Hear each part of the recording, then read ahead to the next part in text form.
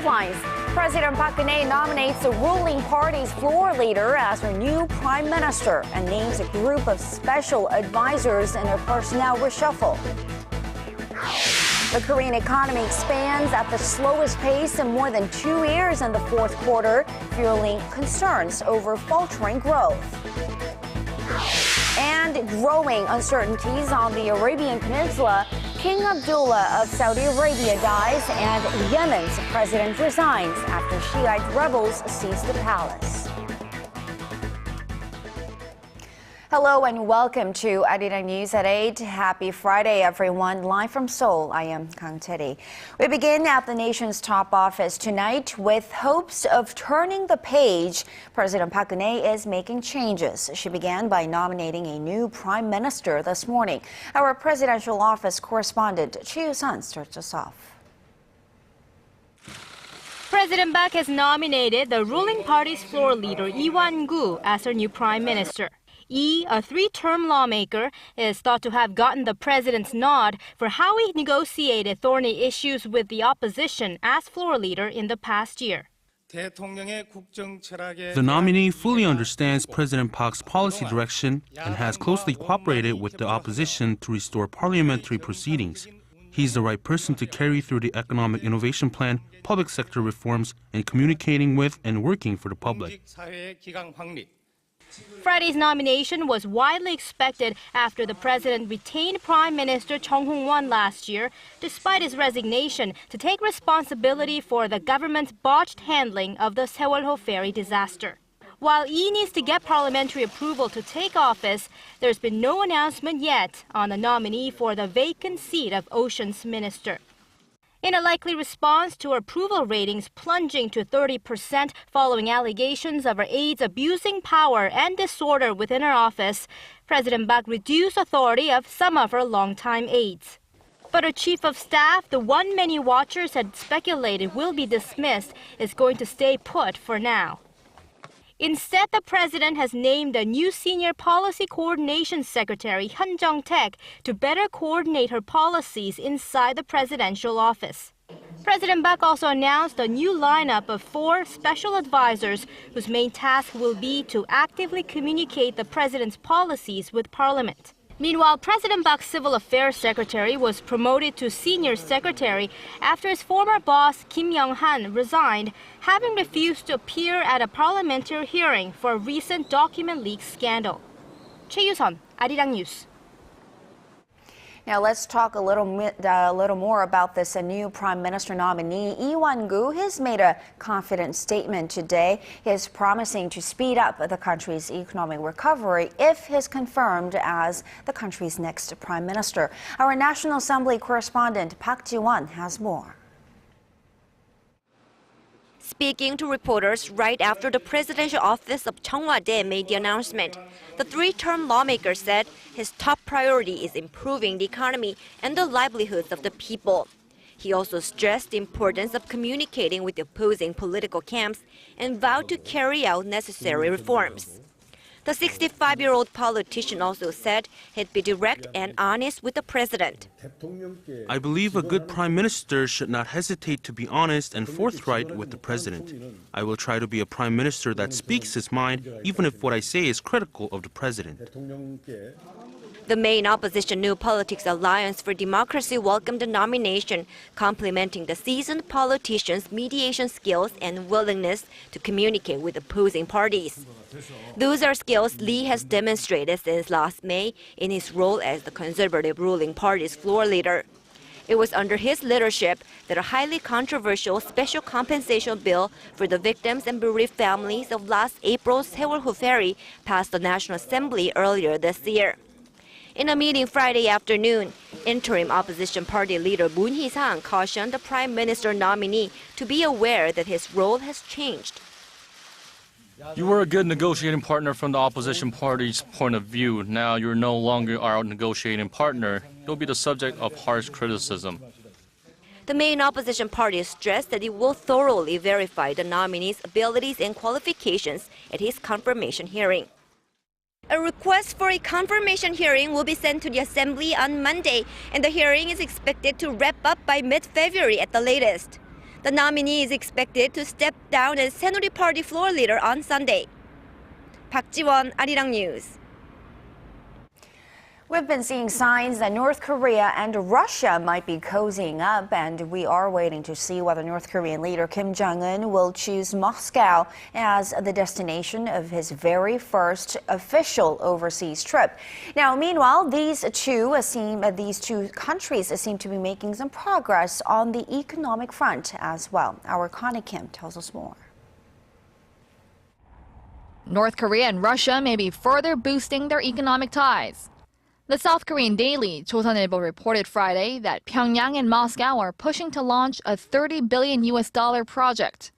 Under the plan, Russia would rebuild North Korea's aging power grid and transmit electricity to the north. In exchange, North Korea would give Russia metals such as gold and copper. Experts say the new deal would be a win for both countries. About 60 to 70% of North Korea's electricity is reportedly leaking from its power transmission facilities. And analysts say Russia will benefit by making use of natural resources that are under export sanctions by the European Union over the Ukraine crisis. Last year, the two countries agreed on a $25 billion project to repair the North's railways.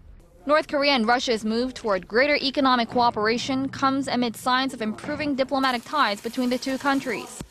On Wednesday, the North Korean leader Kim Jong-un gave a positive signal to Russian President Vladimir Putin's invitation to an anniversary event in Moscow in May. If Kim accepts, it'll be the first time a North Korean leader has not chosen China as his first overseas destination since the Korean War. Insiders say, however, it'll take time for Pyongyang and Moscow to expand their bilateral ties. Economically, the trade volume between North Korea and China was 65 times larger than trade between Pyongyang and Moscow in 2013. Connie Kim, ARIRANG News.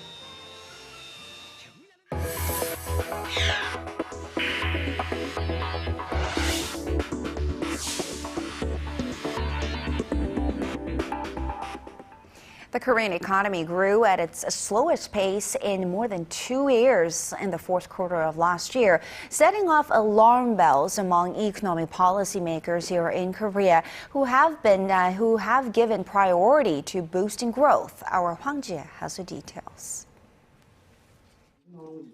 The Bank of Korea says the economy grew 0.4% in the fourth quarter from a quarter earlier. That marks the slowest pace of growth since the July to September period of 2012 and 5 straight quarters of growth below 1%. The central bank attributes the slowdown partly to a drop in exports caused by the slowing Chinese economy. Exports to China is vital as it makes up 26% of all of Korean exports.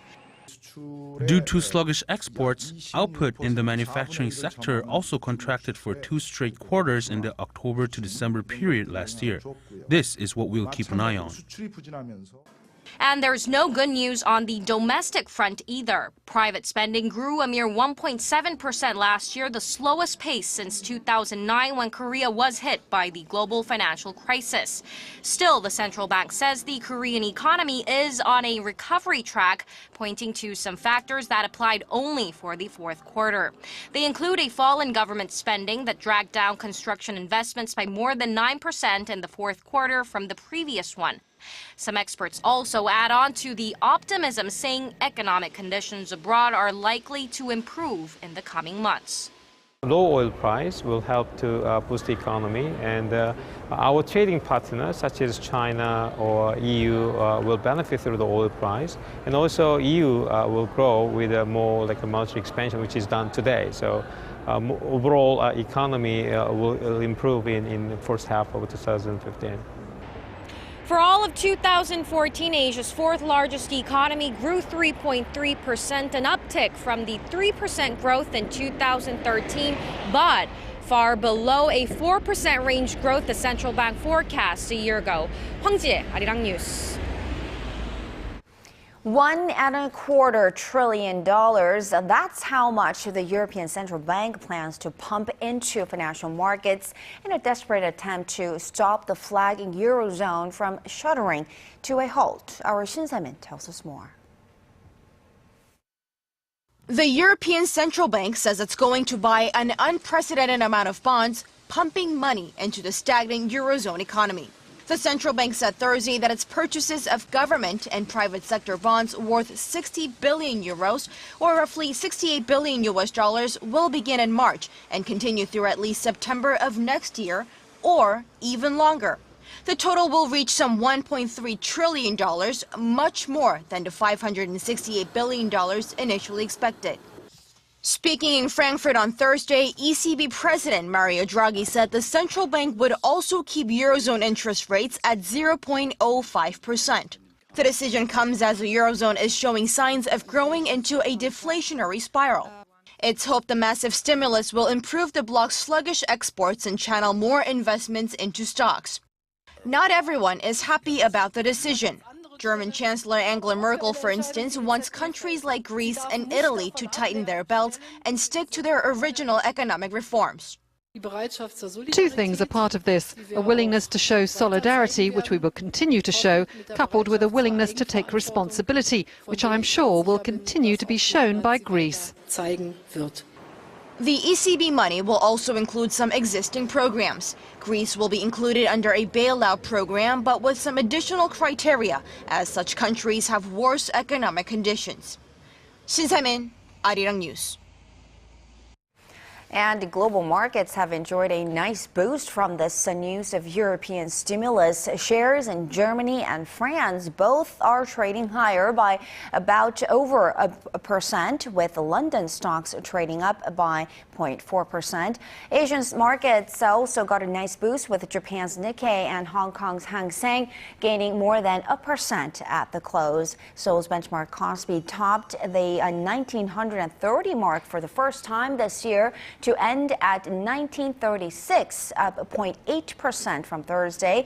The Korean won also closed higher against the greenback. And here are your closing numbers from Friday.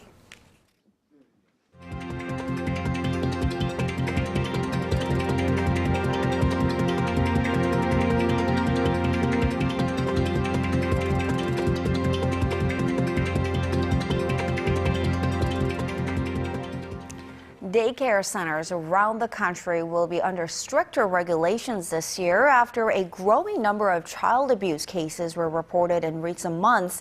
Now, the Korean government will also increase financial support for moms and dads who decide to take care of their children at home. Our Kwon So-ah has the details.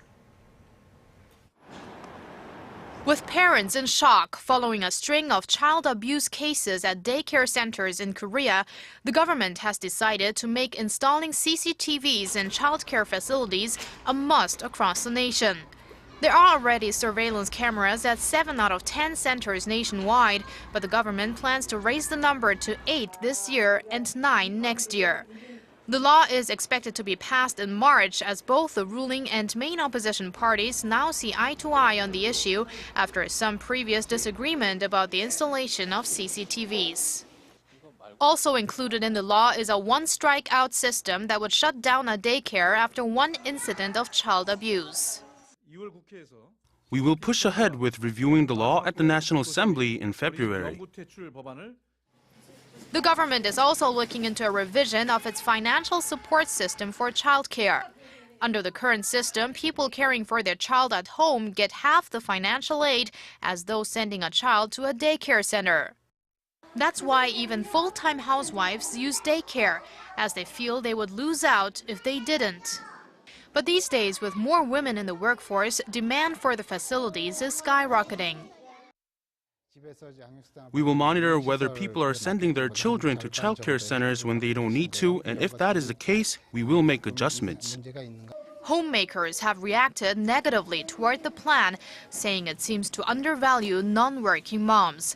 The Welfare Ministry says it expected some controversy and will conduct surveys to come up with a more detailed plan by sometime around March.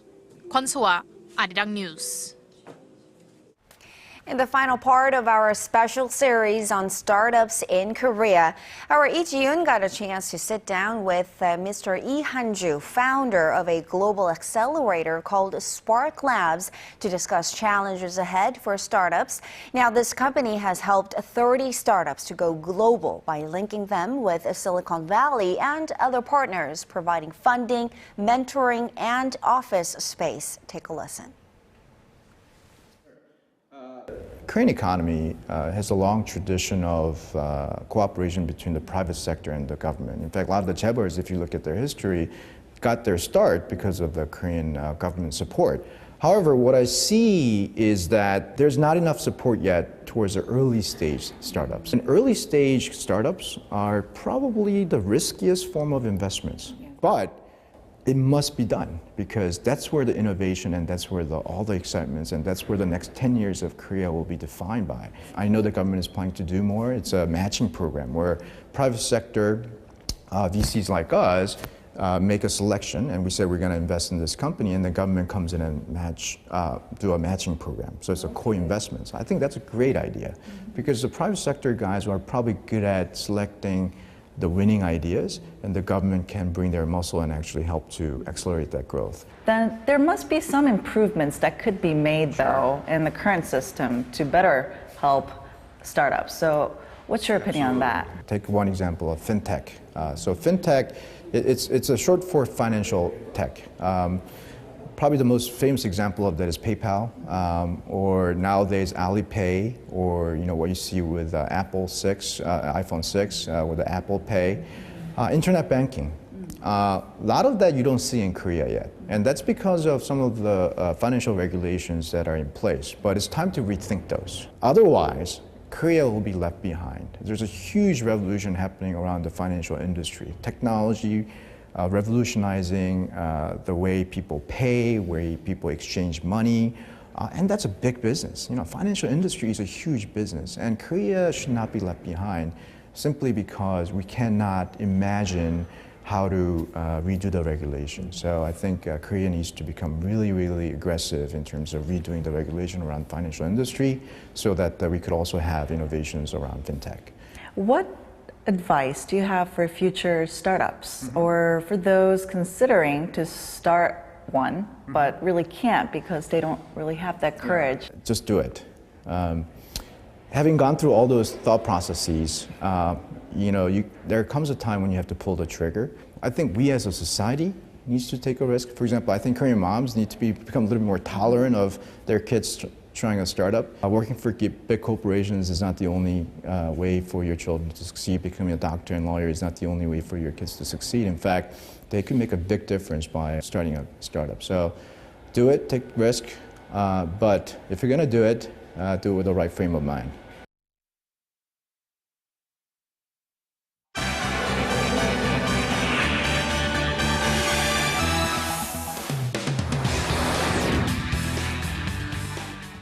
Yemen, a major U.S. ally in the Middle East, is now without a government or a leader. Its president, along with the prime minister and cabinet members, resigned on Thursday, leaving the government's opponents free to take the reins. And to tell us more, we turn to Sun Jung-in at the News Center. Jung-in, what's prompted the leaders to step down? Well, the resignations are the latest fallout from recent moves by Shia Houthi rebels trying to gain power in the capital. The rebels have confined the embattled leader to his home for the past 2 days. Connie Lee has more. After days of turmoil, Yemen is in even deeper chaos today. Its president stepped down on Thursday night, shortly after the prime minister and cabinet also called it quits. The resignations come a day after President Abd Mansur Rabu Hadi and the Shiite rebels known as Houthis signed a tentative peace deal. Under the deal, the Houthis, a minority group which has felt marginalized in the primarily Sunni country, agreed to pull their fighters out from government institutions in exchange for greater political power.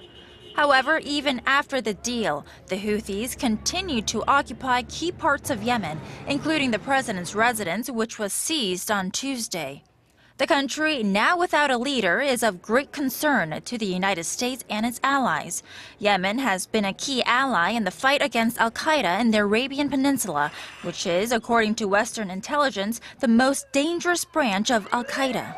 The group recently made headlines after claiming responsibility for the killings in Paris at the offices of French magazine Charlie Hebdo.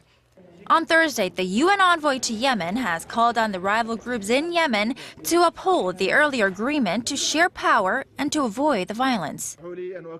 I call you all to have wisdom and national spirit, give priority to the national interests of Yemen, and use dialogue and political action to resolve any of political disagreement away from violence, extortion, and procrastination.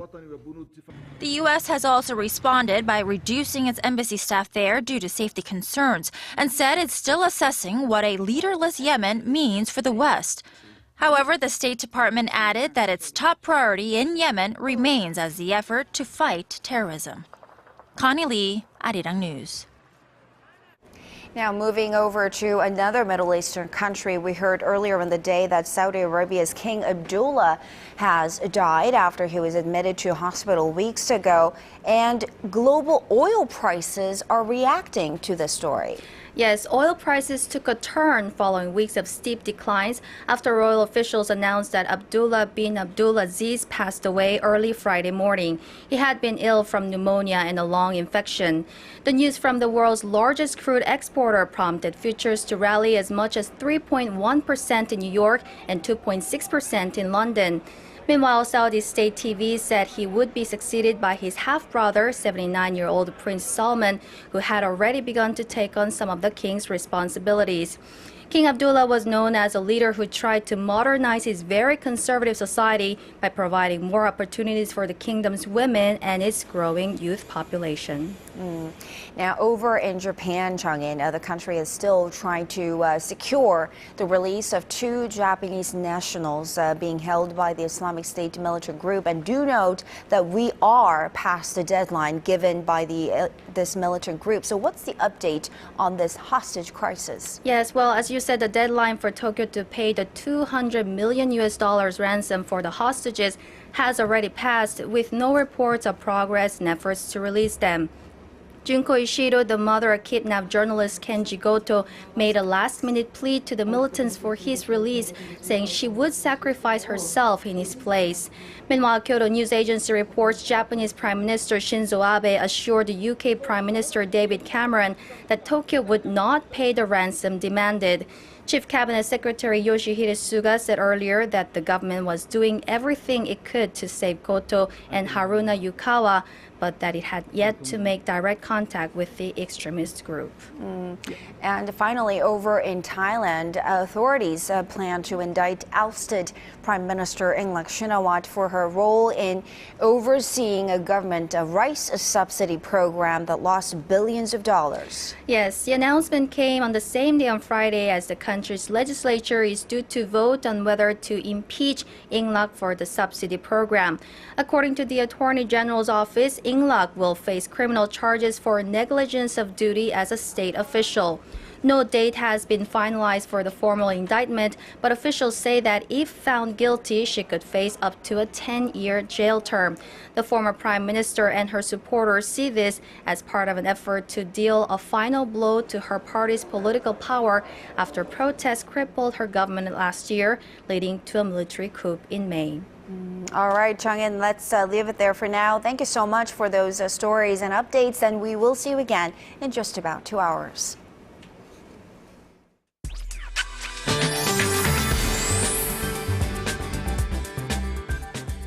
Hello and TGIF, I'm Kim Bo-kyung with the weather outlook.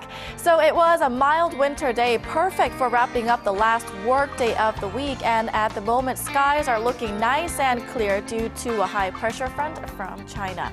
Some welcome news as we head into the weekend that conditions are looking nice and clear and moderate for tomorrow, but rain clouds are set to move in on Saturday evening, and this should lead to showers on Sunday night starting on the western coastline before spreading to most parts of the country.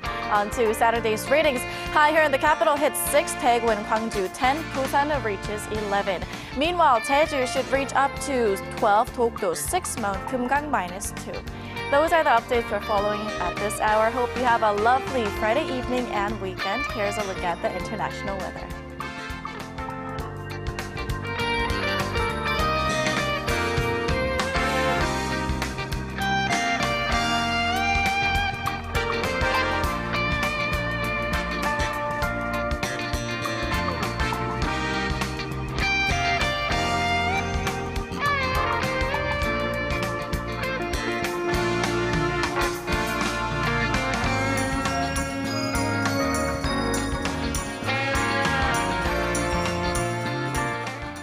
And that will do it for this edition of ARIRANG News. Thanks for watching.